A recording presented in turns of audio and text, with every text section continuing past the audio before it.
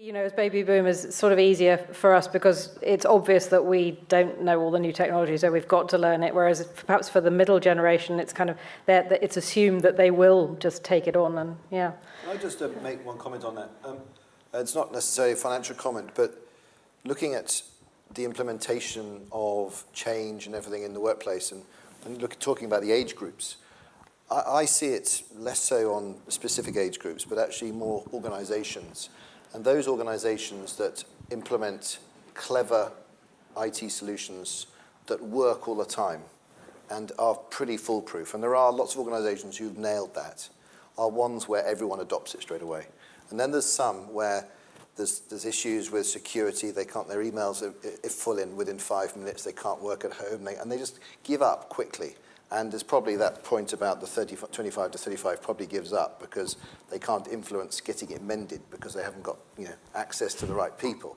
But actually, probably half the organizations we represent have hopeless IT solutions. That means that within 5 minutes people give up and therefore they revert to type. Yeah. Then the other half actually, they have very, very intelligent, joined up IT solutions. And this conversation just doesn't happen.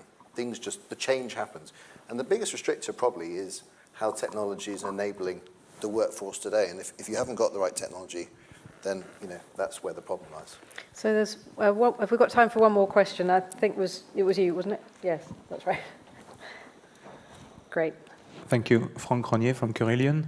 I've only attended today, and I've heard a lot about workspace, furniture, technology, and culture.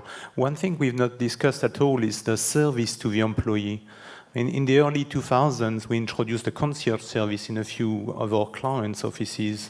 Some of our clients, almost, it was like we would deliver a cake on people's desk for their birthday. And then came recession, and now you can't get someone to fix your AV. You don't have any support to staff in terms of helping them with their laundry or their valeting. So is that something which is in your mind when you think about flexible working and helping people be more productive?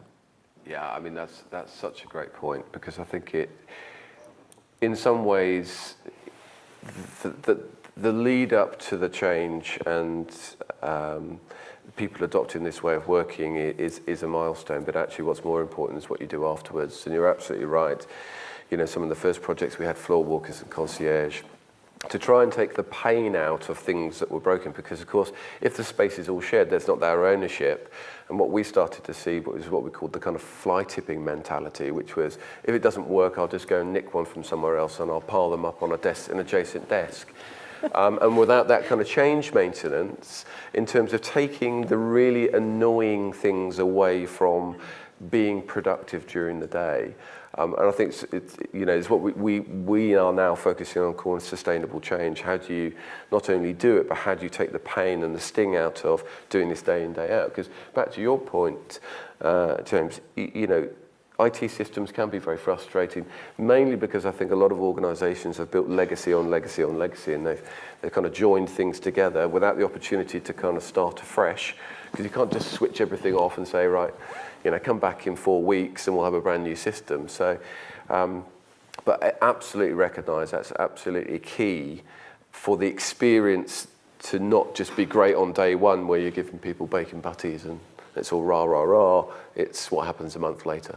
And something breaks, and what do you do? Anybody else on the panel want to go? Martin? I was just going to jump in here and say, I've experienced and led and been involved in a number of change management processes, and some of the annoying things that come out of that are really some of the areas that can really derail a project. But what I've seen work very successfully is when a change management process is implemented correctly and there's true buy-in from everybody. Actually, in many cases, they sort these things out for themselves and they deal with the delivery of birthday cakes for each other and things like that. And these can be, to quote a bit of an Americanism, some of the flags that then the team rally around, which I think is a very important part of perhaps the future of workplace.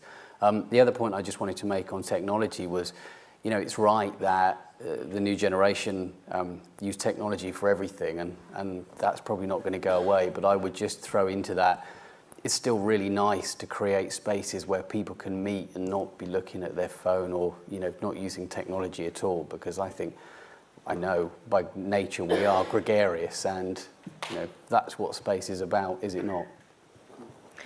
Well, thank you very much. So that's like sort of self-scheduling teams and self-baking cakes, birthday cakes. Sounds a good way to end. Well, thank you very much indeed to Martin, Les, James and Tim. Big round of applause, please.